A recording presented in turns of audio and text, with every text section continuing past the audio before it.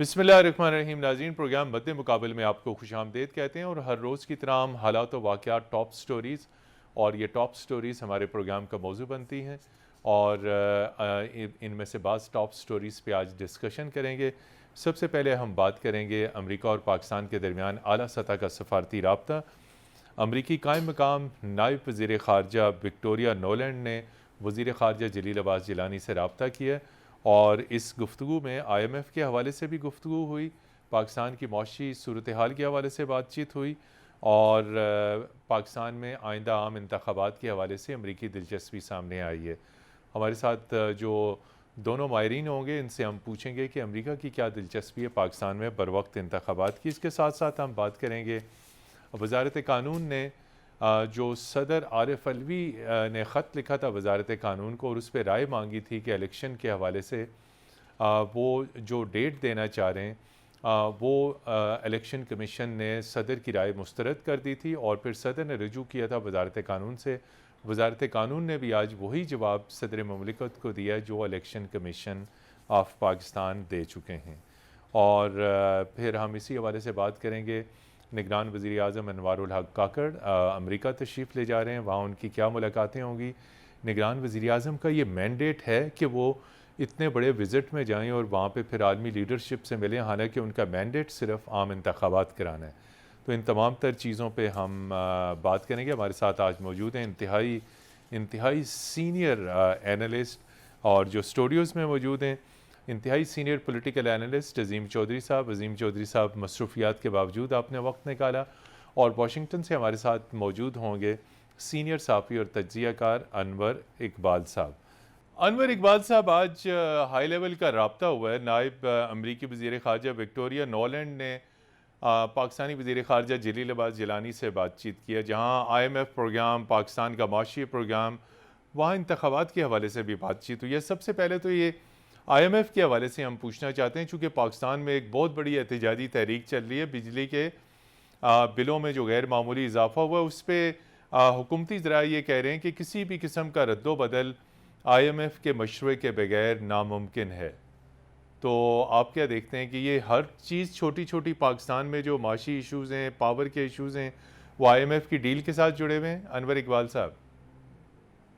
जनाब, सबसे पहले तो शुक्रिया, आपने मुझे ये मौका दिया। बात यह है कि मतीन साहब, मुझे तो वाशिंगटन में बैठे हुए ऐसा लगता है कि जैसे वाशिंगटन में और दुनिया के दूसरे जो कैपिटल्स हैं उनमें पाकिस्तानी मईशत के हवाले से ज़्यादा तशवीश पाई जाती है बनस्बत पाकिस्तान के। पाकिस्तान में तो ऐसा लगता है कि वहाँ एक अरसे से सबसे बड़ा इशू सियासी इशू है, और इमरान साहब होंगे कि शरीफ साहब होंगे कि जरदारी साहब होंगे, कौन आएगा कौन जाएगा, फजलुर रहमान साहब क्या कर रहे हैं, सारा फोकस उस पर है। लेकिन कम अज कम वाशिंगटन में माहिरीन माशियात जो हैं, जिनमें पाकिस्तानी इकोनॉमिस्ट भी शामिल हैं, वो सब के सब शदीद तशवीश में मुब्तला हैं। उनका ख्याल ये है कि अगर फौरी इक़दाम नहीं किए गए तो पाकिस्तानी इकॉनमी कोलैप्स कर सकती है। और ये जो गुफ्तगू थी विक्टोरिया नोलन की हमारे वज़ीर ख़ारजा के, वो भी उसमें भी फोकस जो है मेरा ख्याल है हमारी माशी सूरत हाल थी। ठीक है, इंतखाबात की बात की गई और अमेरिका ने एक उनकी ट्रेडिशनल पोजीशन है, उन्होंने उसको दोहराया कि इंतखाबात होने चाहिए और आइन और कवानीन के मुताबिक होने चाहिए। लेकिन जैसे आपने इसकी स्टोरी में जिसका आपने जिक्र किया, उसमें मैंने ये भी लिखा है कि जो अब वज़ीर आज़म आएंगे अक़वाम मुत्तहिदा में, तो मेरा ख्याल है कि वो अक़वाम मुत्तहिदा, जैसा आपने भी कहा कि एक इंटरिम प्राइम मिनिस्टर का अक़वाम मुत्तहिदा में क्या काम, ज़ाहिर है वहाँ तो, और इस वक्त कोई कश्मीर पे कोई बड़ी मूवमेंट भी नहीं है। जी। लेकिन मेरा ख्याल है वो इसको अक़वाम मुत्तहिदा की जनरल असेंबली को यूज़ कर रहे हैं as a platform to to negotiate with to talk to Americans and other officials. पहले यूरोपियन से भी बात करेंगे, अमेरिकी हुक्काम से भी बात करेंगे, और गुफ्तगू ज़्यादातर पाकिस्तानी मईशत के वाले से होगी। और आपने जैसे देखा कि उसमें बाज़ाब्ता विक्टोरिया नोलन के पे जो अमेरिका ने बयान इशू किया, उसमें मेंशन किया गया कि गुफ्तगू जो है IMF के प्रोग्राम की कंटिन्यूशन के हवाले से भी होगी, क्योंकि पाकिस्तान ज़ाहिर चाहता है कि IMF का प्रोग्राम कंटिन्यू करे। अगर IMF ने हाथ उठा लिया तो पाकिस्तान फंस जाएगा। लेकिन साथ पाकिस्तान के लिए, कम से कम अवाम के लिए मुमकिन नहीं रहा है اتنی زیادہ ہائی نرخوں پہ، اتنے مہنگے داموں پہ بجلی خرید سکیں، ان کے بل دے سکیں. تو کوشش یہ کی جائے گی آنے والے دنوں میں کہ امریکہ کی مدد سے IMF سے دوبارہ ری نیگوشیٹ کیا جائے اور ایسا راستہ نکالا جائے جو پاکستانی عوام کے لیے قابل قبول بھی ہو اور اس کو IMF بھی مان لے. جی عظیم چودھری صاحب، بڑی اہم بات انہوں نے کی کہ کوئی ایسا راستہ نکالنے کی کوشش کی جائے گی، دوبارہ اس کو ڈیل کو ری نیگوشیٹ کیا جائے گا اور ان سے ریکویسٹ کی جائے گی کہ پاور بلز کے اوپر، یعنی جو پہلے سبسڈی تھی وہ ختم ہو گئی اور اس دفعہ جو بجلی کے بلوں میں اضافہ کیا گیا، بہت جسے کہتے ہیں خوفناک ترین ایک تحریک چل پڑی ہے. تو یہ جو پاک امریکہ رابطہ ہوا ہے، آپ سمجھتے ہیں کہ کسی قسم کی پاسبلٹی ہے مستقبل میں پھر چیزیں آہستہ آہستہ راز سامنے آ رہے ہیں کہ انتہائی سخت ترین معاہدہ کر کے حکومت PDM کی چپکے سے نکل گئی اور اس وقت جو بجلی کا بم عوام کے اوپر آپ نے گرتا ہوا دیکھا، وہ آپ نے دیکھا کہ تاجر عوام، عام عوام، اور خودکشیاں ہو رہی ہیں، تشدد ہو رہا ہے، سب چیزیں ہو رہی ہیں. تو کیا ریلیف IMF سے ملنے کی توقع ہے بجلی کے بلوں پہ؟ بہت شکریہ. دیکھیں، دو طرح کے معاملات ہوتے ہیں. ایک یہ کہ آپ نیگوشیٹ کرتے ہیں اور اپنی مجبوریاں بتاتے ہیں، جی. اور دوسرا آپ اپنے ڈسپلن کو ٹھیک کرتے ہیں. ہمارے فائنینشیل ڈسپلن کو تو ٹھیک کیا جائے لیکن عوام کا بھی تو خیال رکھتے ہیں. میں عرض کرتا ہوں، جب آپ ڈسپلن کو ٹھیک کرتے ہیں تو آپ کو یہ اندازہ نہیں ہوتا کہ اس کے نتیجے میں عوام کس طرح رد عمل کا اظہار کرے گی. یہ توقع کی جا رہی تھی کہ بجلی کے بل بڑھ جائیں گے، لیکن یہ کوئی توقع نہیں کر رہا تھا کہ اس پہ اس طرح ٹیکسیشن بھی ہوگی. گورنمنٹ بجلی کا بل تو بڑھا دے، ایک سیریز آف ٹیکسز لگ گئے، 13 ٹیکسز اب لگا دیے. میں جب گھر سے نکل رہا تھا تو میں نے پروانہ ریسیو کیا 1 لاکھ روپے کا. ناقابل یقین. 1 لاکھ روپے کا میری گاڑی میں پڑا. میں پروانہ ریسیو کر کے تو یہاں آیا ہوں اور راستے میں سوچ رہا تھا کہ کیسے یہ پورا ہوگا. خیر 12 بل تو دینا ہی ہے، بل تو دینا ہی ہے، نہیں دیں گے تو بجلی کٹ وہ جائے گی. لوگ جو بل نہیں دے رہے اور پروٹیسٹ کر رہے ہیں، میں ان کو آپ کی وساطت سے یہ گزارش کرنا چاہتا ہوں کہ یہ ایک دن کی خرابی نہیں ہے، یہ 75 برس کی خرابی ہے. اور 75 برس میں ہم نے 23 پروگرام IMF کے ساتھ نیگوشیٹ کیے اور ایک شاید پورا ہوا یا وہ بھی نہیں ہوا، مجھے ٹھیک طرح سے اس کا اندازہ نہیں ہے. لیکن اس کی ضرورت کیوں پڑی ہمیں اتنی دفعہ بار بار جانے کی؟ شاید ہماری ترجیحات جو تھیں وہ اس طرح نہیں تھیں جس طرح IMF کے ساتھ معاہدہ کرتے ہوئے ہم دکھاتے تھے، اور ہم فگر فجنگ میں بھی IMF سے پینلٹی جو ہے وہ امپوز کروا چکے ہوئے ہیں ماضی میں. اور یہ جو ہمارے وزیر خزانہ ابھی تشریف لے کے ہوئے ہیں ملک سے باہر، انہوں نے یہ ارشاد فرمایا تھا کہ ہمیں ضرورت نہیں ہے، ہم باقی بندوبست کر لیں. اب تو خاتون منسٹر ہیں لیکن نہیں، سابق میں ان کی وزیر بات کر رہا ہوں. وہ ہمیں ہمیشہ مشکل میں ہی پھنسا کر کے، اور ان کی پھنسائی ہوئی جو مشکلات ہیں ہمارے لیے، اس میں یہ توقع نہیں کی جا رہی تھی کہ وہ انکم ٹیکس دینے والوں سے دوبارہ انکم ٹیکس لیں گے. یعنی آپ اور میں جو انکم ٹیکس سورس پہ کٹ جاتا ہے، ہم سے دوبارہ بجلی کے بل پر انکم ٹیکس لیا جاتا ہے، ویلتھ ٹیکس دیا جاتا ہے، فیول ایڈجسٹمنٹ چارجز دیے جاتے ہیں. عام آدمی کو اس سے کوئی غرض نہیں ہے کہ حکومت کے پاس پیسے ہیں کہ نہیں. اس کی غرض یہ ہے کہ جتنے پیسے وہ کماتا ہے بالکل اس کے مطابق اس کے گھر کا سسٹم چلانا ہے، جو ناممکن ہو گیا ہوا.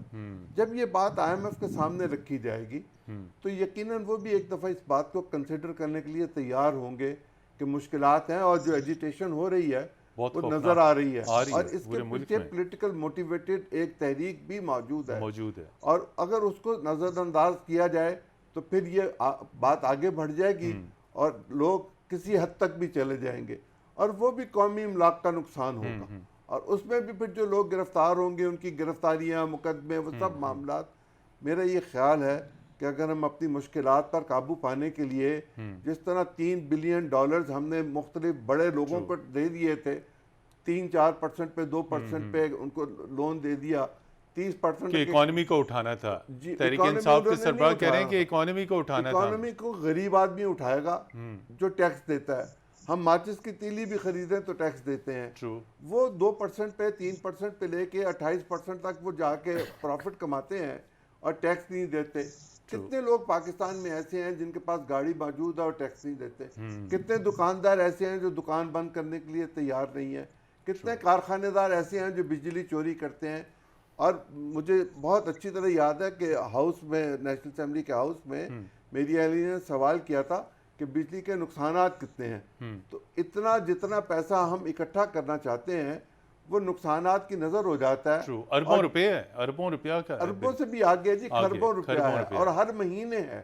اور جب یہ سرکولر ڈیٹ بڑھتا ہے، لاسز کی مد میں ہے، بالکل جو یہ ٹیکس، یہ سرکولر ڈیٹ جو بڑھتا ہے، اس کو کس نے پے کرنا ہے؟ اگر ہم اس طرح پے کرنا چاہتے ہیں کہ ہم عوام کی جیب پہ ڈاکہ ڈالیں گے تو پھر تو نہیں، لوگ کرنے نہیں دیں گے، لوگ ریزسٹ کریں گے. اور اگر لوگ ریزسٹ کریں گے تو پاکستان میں جمہوریت جو ہے اس کے لیے انتخابات کا ہونا ضروری ہے. مجھے ان کا ہونا مشکل نظر آتا ہے. مشکل نظر آتا ہے. انور اقبال صاحب، یہ جو تحریک بڑھتی جا رہی ہے اور پرتشدد اختیار کرتی جا رہی ہے، آپ بھی ساری چیزیں دیکھتے ہیں، پاکستان کے حالات پہ گہری نظر رکھتے ہیں، تو آپ کیا دیکھتے ہیں؟ یہ جو ہے نگران حکومت تقریباً پہ گزشتہ اتوار سے وہ بار بار کہہ رہی ہے کہ ہم ریلیف دے رہے ہیں، ہم غور کر رہے ہیں، اور آج تمام اخبارات میں ہیڈ لائن ہے کہ آئی ایم ایف کی مرضی کے بغیر پرپوزلز ایکسیپٹ نہیں ہوں گی. تو آپ کیا سمجھتے ہیں کہ آئی ایم ایف کچھ چھوٹ دے گی اس نگران حکومت کو؟ دیکھیں، ہمیں جو ہے نا، میرا خیال ہے کہ آئی ایم ایف کے سامنے، اور میرا خیال ہے کہ جو کچھ مجھے اطلاع ملی کہ پاکستان کرنی بھی یہی آ رہا ہے، اور وہ یہ کہ آئی ایم ایف کے سامنے ہمیں صحیح پوزیشن رکھنی پڑے گی. بات یہ ہے کہ ہیرا پھیری نہیں کرنی، ہیرا پھیری والے اعداد و شمار نہیں کرنے. نہیں بتاتا ہوں، میں آپ کو بتاتا ہوں میں کیا مطلب ہے. جو ہم ٹرمینالوجی یوز کرتے، جیسے آپ نے کہا عوام کی جیب پہ ڈاکہ، اور اس طرح کی بجلی بام، تحریک چلے گی، تو اس میں بات کنفیوز ہو جاتی ہے. بات یہ ہے کہ پچھلے دنوں میں نے ایک ٹویٹ دیکھی، اور ایک شخص نے پوسٹ کیا کہ میری تنخواہ جو ہے وہ 75,000 ہے. ٹھیک ہے، 25,000 میں نے 2 بیڈ روم کا، 2 روم کا، 2 کمروں کا، بیڈ روم نہیں، ایک روم ایک روم کا میں نے کرائے پہ اپارٹمنٹ لیا ہوا ہے. تو 35,000 کا میرا بجلی کا بل آ گیا. مائی گڈنس. 2 بچے ہیں. اب آپ بتائیے کہ 35,000 اور 25,000 کتنے ہو گئے؟ 60,000 ہو گئے. 60,000. 15,000 روپوں میں 2 بچے، ایک میاں بیوی، 4 آدمی روٹی کیسے کھائیں گے؟ بچوں کے اسکول کی فیس کیسے جائے گی؟ کپڑے کہاں سے آئیں گے؟ تو یہ جو بات ہے کو ہم سمجھ نہیں پا رہے ہیں، وہ یہ ہے کہ یہ مسئلہ عوام کے جیب میں ڈاکہ اور تحریک اور فلاں، یہ سیاسی اصطلاحات کا نہیں ہے، یہ عوام کی استطاعت کا ہے. اب عوام کی استطاعت جو ہے وہ ختم ہو گئی ہے. غریب ترین ہو گیا ہے، اور وہ دے نہیں سکتا. کچھ عرصے کی بات ہے کہ وہ بالکل لوگ بجلی کا بل بھی، بجلی کے کنیکشن بھی کٹوانے پہ تیار ہو جائیں گے، صرف ان کے پاس پیسے نہیں ہیں، بھوکے نہیں مریں گے. وہ 35,000 روپے سے خوراک خریدیں گے اپنے بچوں کے لیے، اور پھر جب وہ ہوگا تو خوراک بھی اتنی مہنگی ہو جائے گی کہ وہ بھی خرید نہیں سکیں گے. پھر مجھے تو یہ لگتا ہے، اللہ نہ کرے، کہ وہ منظر نظر آ رہا ہے کہ جگہ جگہ پاکستان میں ریڈ کراس کے کیمپ لگے ہوں گے، اور وہاں سے لوگوں کو فوڈ مل رہا ہوگا. اس کے علاوہ ہمارے پاس کوئی صورت نہیں ہوگی. بہت خوفناک منظرنامہ جو ہے وہ پیش کر رہے ہیں انور اقبال صاحب، کہ جس طریقے سے حالات معاشی چل رہے ہیں، نوبت یہی آئے گی کہ آخر لوگوں کو فاقے کا سامنا کرنا پڑے گا. یہاں پر لیتے ہیں ایک بریک کے بعد جب ہم حاضر ہوں گے تو ایک اور اہم آئینی اور قانونی نقطے پر بات کریں گے. ہمارے ساتھ رہیے گا.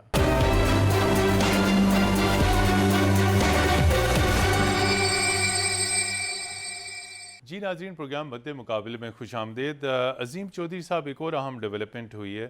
یہ جو وزارت قانون نے آج صدر مملکت کو جواب دیا ہے اور الیکشن کی تاریخ، انہوں نے کہا جی یہ آپ کی حدود سے باہر ہے. تو یہ چھوٹے چھوٹے ادارے، صدر مملکت جو ہیں وہ ہیڈ آف اسٹیٹ ہیں، انہوں نے باضابطہ ان سے مشاورت کی تھی جب الیکشن کمیشن کی طرف سے جواب آیا تھا. ایک تو ہم آپ سے مل نہیں سکتے، اور دوسرا یہ الیکشن کے حوالے سے آپ کا کوئی رول نہیں ہے. تو یہ کرائسس اب بڑھتا جا رہا ہے. پریزیڈنٹ علوی صاحب جلدی انتخابات کروانا چاہ رہے ہیں مدت کے اندر. اب جی 2-3 چیزیں ہیں، میں فٹافٹ آپ کے سامنے رکھ دیتا ہوں. جب ہم پچھلی دفعہ ملے تھے تو بہت تفصیل سے ہم نے بات کی تھی. خط کا ذکر نہیں آیا تھا، آج وہ بھی آ گیا، جواب بھی آ گیا.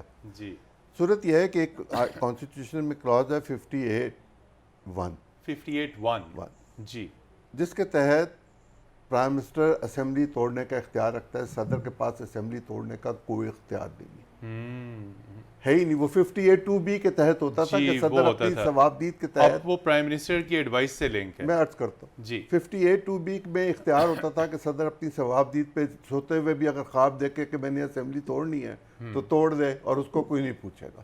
لیکن وہ معاملات بھی عدالتوں میں چلے گئے، اور بسا اوقات عدالتوں نے ان فیصلوں کو رد کر دیا. ٹھیک. دوسری صورت یہ تھی کہ صدر جو ہے وہ پابند ہے 48 کے تحت کہ وہ وزیر اعظم اور کابینہ کے مشورے اور رائے کے مطابق چلے گا, اس کے بغیر وہ ایکٹ نہیں کر سکتا. The president shall act on the advice of cabinet.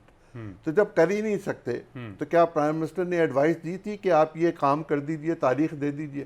نہیں دی تھی. تو وہ تو کہہ رہے ہیں کہ آئین کے تحت, میں آئین کے تحت ہی گزارش کر رہا ہوں نا جی, آئین ہی کی خلاف ورزی کر رہے ہیں آئین کے تحت.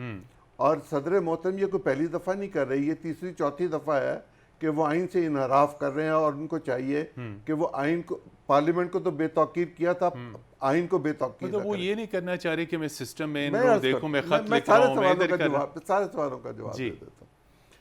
پرائم منسٹر ہی توڑ سکتا ہے, اور صدر اس کی ایڈوائس کا پابند ہے, اور اگر صدر نہ بھی چاہے تب بھی 48 گھنٹے میں ٹوٹ جاتی ہے. تو لیکن انتخابات کروانا کس کی ذمہ داری ہے؟ انتخابات صدر تب کرواتا تھا 58(2)(b) کے تحت, جب اسمبلی توڑتا تھا, جب وہ خود کرتا تھا. اب نہیں کر سکتا. اب وہ الیکشن کمیشن کے پاس اختیار ہے کہ اس نے تاریخ دینی ہے, وقت دینا ہے, شیڈول دینا ہے, اور اپنی ضروریات پوری کرنی ہے. اگر الیکشن کمیشن کوئی بات کہہ رہا ہے تو وہ بھی آرٹیکل 51 کے تحت کہہ رہا ہے کہ ہمیں حلقہ بندیاں کروانی ہیں, کیونکہ مردم شماری آپ نے لیٹ کرا کے دی, الیکشن کمیشن نے نہیں کرانی تھی. پاکستان کی گورنمنٹ نے کرانی تھی, انہوں نے لیٹ کرائی, جنہوں نے لیٹ کرائی ان کو پکڑ لیں, جو مرضی کر دیں. اب اگر وہ حلقہ بندی کروا کے دیتے ہیں اور اس کے تحت وہ نئی ووٹر لسٹ بنتی ہے, اس کی تصویب بھی ضروری ہے جس پر اعتراضات ہوتے رہے ہیں. تو پچھلے یہی صدر صاحب تھے جس وقت, اس وقت پارلیمنٹ کا حصہ تھے, جب انہوں نے 2017 میں یہ معاملہ طے کیا کہ نئی مردم شماری ڈیجیٹل ہوگی, اور اس کے تحت ایک کلاس جو تھی پوری کی پوری کانسٹیٹیوشن میں انسرٹ کی گئی اور امینڈمنٹ کی گئی کانسٹیٹیوشن میں, وہ سنسیٹ کلاس تھی جو ختم ہو گئی ہوئی ہے. اس میں یہ لکھا تھا کہ اگلے الیکشن نئی مردم شماری کے تحت ہوں گے, اگر نہیں ہوں گے تو وہ کانسٹیٹیوشن کی وائلیشن ہوگی. جب صدر صاحب نے پہلا خط لکھا الیکشن کمیشن کو اور یہ کہا کہ آپ تشریف لائیے, انہوں نے ٹھیک انکار کیا. ہیڈ آف اسٹیٹ کے سامنے وہ پروٹوکول وائز نہیں کرنا چاہیے تھا, لیکن صدر کو اس طرح بلانا بھی نہیں چاہیے تھا. جب انہوں نے انکار کر دیا تو پھر اس پنگے میں جانے کی ضرورت نہیں تھی جس میں صدر صاحب تشریف لے گئے. اب صورت یہ ہے کہ اسمبلی سے جو بل پاس ہوتا ہے وہ سپیکر پارلیمانی امور کی وزارت کو بھیجتا ہے, وہ پرائم منسٹر کو بھیجتا ہے, پرائم منسٹر پریزیڈنٹ کو بھیجتا ہے. اب پریزیڈنٹس بھی اسی چینل سے واپس آتے ہیں پارلیمنٹ تک, کسی بھی سینٹ میں یا نیشنل اسمبلی میں. تو جب صدر صاحب نے اپنے دستخطوں سے کچھ کیا ہی نہیں تو پھر کہاں ہے وہ ساری صورت؟ کوئی رول نہیں ہے. اب اس میں جو وزارت قانون نے جو ایڈوائز دی ہے, یہ ایڈوائز اس سے پہلے پارلیمانی امور کی وزارت لے چکی ہوئی تھی, جس وقت انہوں نے اس بل کو جو صدر صاحب نے رکھا تھا اور جس پہ اپنے سیکرٹری پہ الزام لگایا کہ اس نے میرے ساتھ زیادتی کی, جھوٹ بولا, حملے نے کیا, یہ کیا, خود رکھ کے بیٹھے تھے. جو اس کا جو جواب آیا وہ بھی پاکستان کی تاریخ کے ریکارڈ پر موجود رہے گا. صدر صاحب کو چاہیے کہ وہ باوقار طریقے سے اپنے گھر جانے کی تیاری کریں. جی انور اقبال صاحب, سائفر کا معاملہ بہت جو ہے وہ ایک مرتبہ پھر گمبھیر شکل اختیار کر گیا, اور آج اسی گمشدہ سائفر کے اوپر جو ہے تحریک انصاف کے سربراہ سے تفتیش ہوئی ہے. سابق وزیر خارجہ آلریڈی اس وقت ریمانڈ کے اوپر ہیں, اور ابھی ہمارے جو تجزیہ کار تھے عظیم چودھری صاحب, وہ یہ کہہ رہے تھے کہ اس میں تو سزا 20 برس کی بھی ہو سکتی ہے. تو آپ کیسے دیکھتے ہیں پاکستان کی تاریخ میں پاک امریکہ تعلقات پہ آپ کی گہری نظر ہے, سائفر کے اوپر آپ نے بہت رپورٹنگ بھی کی, کہ کوئی سائفر نے پاکستانی سیاست میں بہت تہلکہ مچایا ہوا, اور لگتا ہے کہ یہ ان 2-4 جو کیریئر پولیٹیشنز ہیں ان کا کیریئر ختم کر کے رہے گی. جی انور اقبال صاحب. دیکھیں, بات یہ ہے کہ جس طرح میں سمجھتا ہوں کہ تحریک انصاف کے سربراہ نے سائفر کے معاملے کو بہت زیادہ کھینچا. ٹھیک ہے, اس میں ان کو سیاسی فائدہ نظر آ رہا تھا, اور جو انہوں نے اس کو انیشلی استعمال کیا وہ سب کرتے ہیں, اور اس سے ان کو فائدہ بھی ہے اور اس کو کرنا بھی چاہیے تھا, لیکن ہر کوئی موقع سے فائدہ اٹھاتا ہے. لیکن اس کو انہوں نے جس طرح ٹول دیا اس سے ان کو نقصان ہوا. اسی طرح میں سمجھ رہا ہوں اب موجودہ حکومت یا پچھلی حکومت جو کچھ کر رہی ہے اس کو یوز کر کے ان کو 20 سال قید یا ان کو پھانسی کی سزا یا اس طرح جو کروانے کی کوشش کریں گے، یہ ساری کی ساری چیزیں بھی ایک پولیٹیکل وکٹمائزیشن کے طور پہ دیکھی جائے گی اور یہ ان کو نقصان پہنچائے گی. میں سمجھتا ہوں دونوں کو میانہ روی کا رستہ اختیار کرنا چاہیے، کوئی بیچ کا رستہ نکالیں، کوئی ایسا کام کریں جس سے ملک میں جو ہے ٹینشن کم ہو، ملک اسٹیبلائز ہو، اکانومی اسٹیبلائز ہو، لوگ روزمرہ کی چیزوں پہ فوکس کر سکیں اور اس سیاسی تنازع کو، اس سیاسی افراتفری کو کنٹرول کرنے کی کوشش کی جائے. اگر اس طرح تحریک انصاف کے سربراہ کو اس طرح طویل مدت کی سزائیں دے کے ان کو سیاست سے زبردستی باہر رکھنے کی کوشش کی جائے گی تو اس سے ٹینشن میں مزید اضافہ ہوگا. انور اقبال صاحب، یہ نگران وزیر اعظم جو ہیں وہ انوار الحق کاکڑ صاحب سپٹمبر میں نیو یارک آ رہے ہیں، اور آج وزیر خارجہ جلیل عباس جیلانی صاحب نے اس بات کی تصدیق کی ہے کہ وہ 19 سپٹمبر سے 22 سپٹمبر تک نیو یارک کا دورہ کریں گے اور اقوام متحدہ کی جنرل اسمبلی کے اجلاس میں شرکت کریں گے. انہوں نے یہ بھی کہا کہ متعدد عالمی رہنماؤں سے ان کی ملاقاتیں متوقع ہیں جن کا شیڈول طے کیا جا رہا ہے. تو یہ کوئی ایکسٹرا آرڈنری ہے. پہلے ہم نے بہت سارے نگران وزرائے اعظم دیکھے، وہ تو کسی قریبی پڑوسی ملک بھی نہیں جاتے تھے. تو یہ کوئی لانگ ٹرم پلاننگ لگتی ہے. وہاں پہ بڑے بڑے کارپوریٹ لیڈر سے ملاقاتیں طے کی جا رہی ہیں، بڑے زورانے اور ڈنرز کا اہتمام کیا جا رہا ہے. تو آپ کیا سمجھتے ہیں، کوئی عزائم بہت طویل المدتی لگ رہے ہیں؟ نہیں، طویل مدتی بالکل ہوں گے، لگتا نہیں کہ 3 مہینے یا 6 مہینے میں جائیں گے. لیکن اصل مسئلہ تو یہ نہیں، شاید چلے جائیں شاید نہ جائیں. جی. مسئلہ جو اصل ہے وہ ہے کہ اس وقت معیشت کا، جیسے میں نے کہا نا، اور وہ جو ہے اقوام متحدہ ہے، ایک پلیٹ فارم پرووائڈ کرتا ہے دنیا کے رہنماؤں سے ملنے کا. سعودی بھی ہوں گے، اس میں یو ای والے بھی ہوں گے، اس میں EU والے بھی ہوں گے، اس میں افریقہ بھی ہوگا، اور اس میں ورلڈ بینک اور IMF کے نمائندے بھی شریک ہوتے ہیں. تو آپ کے لیے ایک یونیک موقع ہوگا کہ آپ ان سے ملاقاتیں کریں، اپنی معاشی صورتحال بیان کریں اور ان سے امداد مانگیں. یعنی آپ کو کھل کے بات کرنی پڑے گی، ان کو کھل کے بتانا ہوگا کہ اب ہم پھنس گئے ہیں، ہمارے پاس کوئی راستہ نہیں ہے، ہماری مدد کر لیں ورنہ ہماری اکانومی کریش کر جائے گی. اور میرا خیال ہے پرائم منسٹر یا ان کا جو ڈیلیگیشن آ رہا ہے وہ اسی کوشش کرنے کے لیے آ رہا ہے، اس بات کی کہ پاکستان کو کہیں نہ کہیں سے کوئی ریلیف مل جائے، اقوام متحدہ IMF سے مل جائے، ورلڈ بینک سے مل جائے، افریقہ دلا دے، UAE دلا دے، سعودی عرب کر دے، کوئی سارے مل ملا کے بین الاقوامی برادری ہمیں اس مشکل صورتحال سے نکالے. جی ناظرین، یہاں پر لیتے ہیں ایک بریک، اور بریک کے بعد آپ کی خدمت میں پھر حاضر ہوں گے.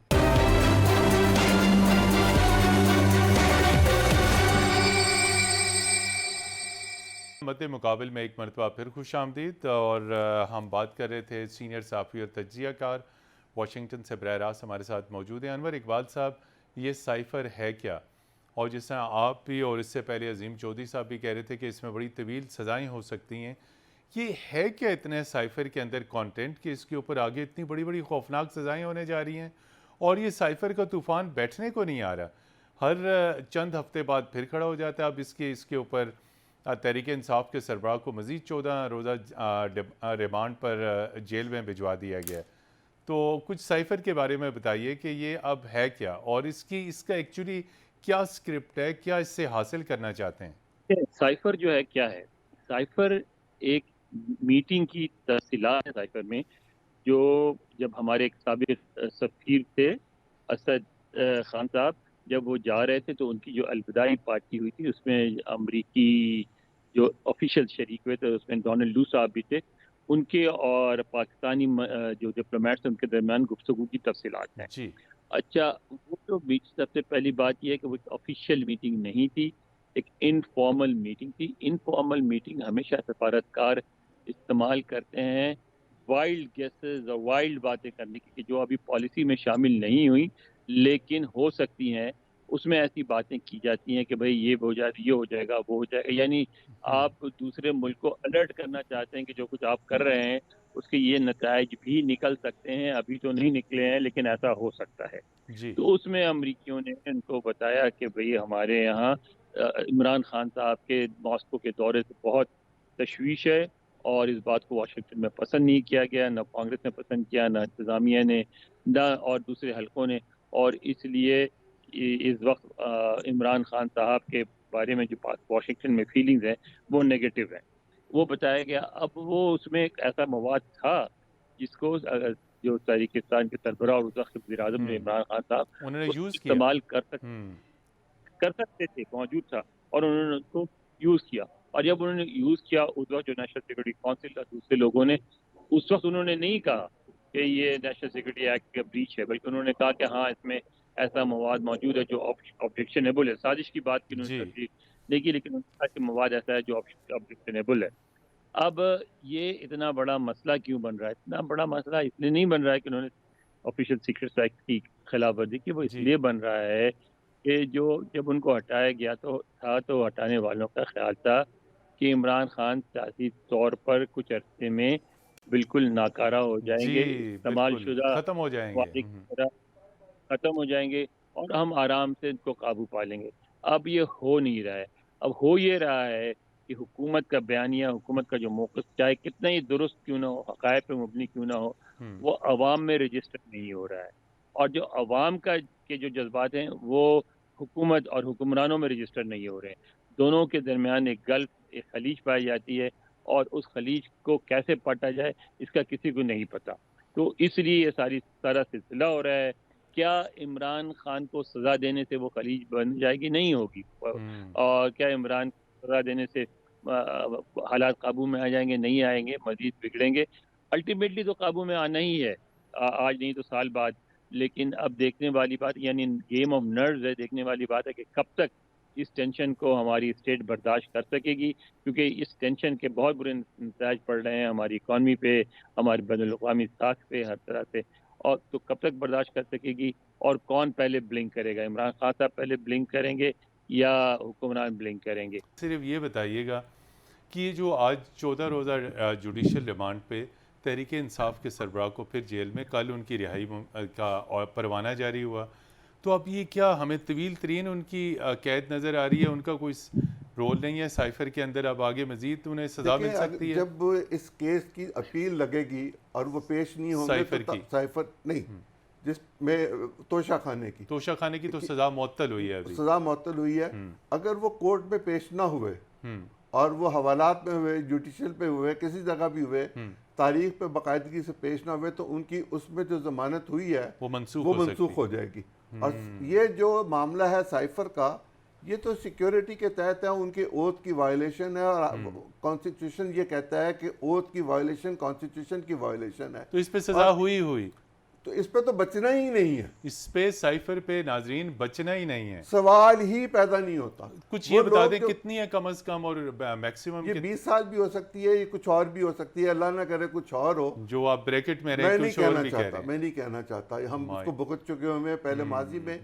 خدا کرے کہ عمران خان صاحب کو یہ بات سمجھ میں آیا اور وہ قوم سے معافی مانگیں کہ مجھ سے کچھ چیزیں غلط ہو گئیں، ریاست سے بھی معافی مانگیں اور سیاست سے کنارہ کشی کر کے گھر چلے جائیں. ان کے جو لوگ ان کے ساتھ امیدیں باندھے ہوئے ہیں، ان کی آس امید ٹوٹ جائے گی. میں اس حق میں نہیں ہوں تحریک انصاف کے سربراہ کا سیاسی مستقبل بالکل ختم ہے، تاریخ ہے، کچھ نظر نہیں آئے گا. یہ ایسے ہی ہے کہ اندھیری رات میں آپ بتیاں ساری بند کر دیں اور یہ کہیں کہ اب آپ ڈھونڈ کے دکھائیں کالا رنگ کہاں پڑا ہو. انور صاحب یہ بتائیے کہ تحریک انصاف کی بہت لابنگ ہو رہی ہے، یہاں بہت اطلاعات ہیں کہ وہ اپنی بڑی لابنگ مضبوط کر رہے ہیں تحریک انصاف کے سربراہ کے حق میں، وہاں پہ سمپتھیز پیدا کی جا رہی ہیں. آپ سمجھتے ہیں ان حالات میں جب سائفر نے تحریک انصاف اور امریکہ کو بہت دور کر دیا، دوبارہ سے امریکہ کا کوئی نرم گوشہ تحریک انصاف کے لیے آ سکتا ہے؟ Keeping in view this news report کہ کم و بیش 2 ہفتے پہلے شاہ محمود قریشی نے بریک فاسٹ میٹنگ کی ہے اسلام آباد میں امریکی سفیر اور مغربی سفیروں کے ساتھ، تو کوئی معافی کا گنجائش نکل سکتی ہے کہ یہ سفراء کوئی دباؤ اپنا استعمال کریں، اپنا اثر و رسوخ استعمال کریں؟ دیکھیں، امریکہ میں یہ سمجھا جاتا ہے کہ وہ پاپولر لیڈر ہیں عمران خان، اور یہ بھی سمجھا جاتا ہے کہ ٹھیک ہے وہ پاک امریکہ تعلقات کے لیے جو ہیں ان کا جو دور رہا وہ منفی رہا، اور ان کے جو خیالات ہیں وہ پاک امریکہ تعلقات کے لیے مفید نہیں ہیں. لیکن ساتھ ان کی پاپولیرٹی کی وجہ سے امریکہ یہ بھی نہیں پسند کرے گا کہ کوئی ایسے اقدامات کیے جائیں جس سے مزید ہنگامے کھڑے ہوں. اچھا، اور اس میں جو سب سے اہم بات ہے جو यानी अमेरिका क्या करे या ना करे तो हम गैस ही कर सकते हैं, लेकिन एक बात जो सामने नज़र आ रही है वो ये है कि यहाँ रहने वाली पाकिस्तानी अमेरिकन कम्युनिटी जो है ना वो बड़ी परेशान है, और उनका बड़ा इन्फ्लुएंस है ख़ासतौर पे हमारे डॉक्टर्स का, और डॉक्टरों की बड़ी तादाद इमरान खान के अमरीकी हुकूमत पे बहुत असर रसूख है, हर चीज़ पे, हुकूमत पे, कांग्रेस मीडिया पे। पे, कांग्रेस में, और डॉक्टरों की खास तौर पे, और पाकिस्तानी अमेरिकन की खास तौर पे डॉक्टरों की एक बहुत बड़ी तादाद इमरान खान की हामी है। आपने देखा कि उन्होंने एक कांग्रेस में मीटिंग कराई, वो मुख्तलिफ कांग्रेसमैन से और सेनेटर से मुसलसल मिलते रहते हैं, अमरीकी साबिक और मौजूदा हुक्काम से मिलते रहते हैं, बयान दिलवाते रहते हैं। आज भी अब से 2 घंटे बाद एक और बड़ी मीटिंग हो रही है, एलिजाबेथ होस्ट साहब हैं उनके साथ टाउन हाउस मीटिंग हो रही है, जिसमें भी गुफ्तगू होगी पाक अमरीका ताल्लुकात पे, और उसमें भी के पीछे भी जो प्रो पीटीआई पाकिस्तानी अमेरिकन हैं वो बहुत एक्टिव हैं, वो करवा रहे हैं। उसके बाद एक और न्यूयॉर्क में करवा रहे हैं, फिर एक सेनेट में मूव करवाने की कोशिश कर रहे हैं। तो ये कोशिशें भी जारी रहेंगी और उसको सख्ती से नहीं दबाया जा सकेगा। तो फिर मैं वही बार बार यही कहूँगा कि सारी सूरत हाल का जो हल है वो मुफाहमत में, बातचीत में, टेंशन को बढ़ाने में नहीं है, दोनों तरफ से। मैं किसी एक फरीक को बुरा भला नहीं कहूँगा, मैं यही कहूँगा कि हुकूमत को भी और तहरीक इंसाफ को भी इमरान खान साहब को ख़ास तौर पर अफ़वाम तफ़हीम से, मुफ़ाहमत से काम लेना पड़ेगा, सूरत हाल को समझना पड़ेगा और बीच का रास्ता निकालना पड़ेगा। बस वक्त बहुत कम है, सिर्फ ये बताइए कि चूँकि आज दोनों अतराफ से हाई लेवल कांटेक्ट भी हुआ है, और हमेशा से आप देखें सिंस 1988 से वो उस वक्त से दबाव डालते थे कि पाकिस्तान में इलेक्शंस हों, पाकिस्तान में इंतखाबात के हवाले से अमेरिका की गहरी दिलचस्पी है, लेकिन यहाँ तो मुलतवी होते हुए दिखाई देते हैं। तो आप क्या समझते हैं कि अमेरिकन किस हद तक इस बात में दिलचस्पी रखते हैं कि इंतखाबात बर वक्त हो जाएं?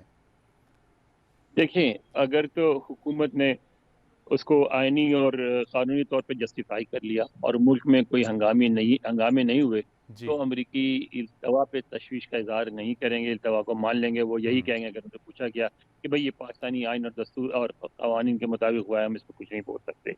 लेकिन अगर हंगामे हो गए, मामला ख़राब हुए, फिर वो इसको सपोर्ट नहीं करेंगे। फिर वो इसे सपोर्ट नहीं करेंगे, और अमेरिका की भी दिलचस्पी है कि पाकिस्तान में बरवक्त इंतखाबात हों, सियासी और माशी इस्तेकाम आए और पाकिस्तान अपने पाँव के ऊपर खड़ा हो सके। न सिर्फ ये अमेरिका की बल्कि यूरोपीय यूनियन और तमाम मगरबी ममालिक की ये पाकिस्तान के साथ यही दिलचस्पी है कि इंतखाबात में ताख़ीर नहीं होनी चाहिए। अनवर इकबाल साहब, आपने वाशिंगटन से अपनी मसरूफियात के बावजूद वक्त निकाला और स्टूडियोज़ में हमारे साथ मौजूद थे सीनियर साफ़ी और तज्ज़ियाकार अज़ीम चौधरी। आप दोनों हज़रात का बहुत शुक्रिया। प्रोग्राम मद्दे मुकाबिल की टीम को कल तक के लिए इजाज़त दीजिए। खुदा हाफ़िज़।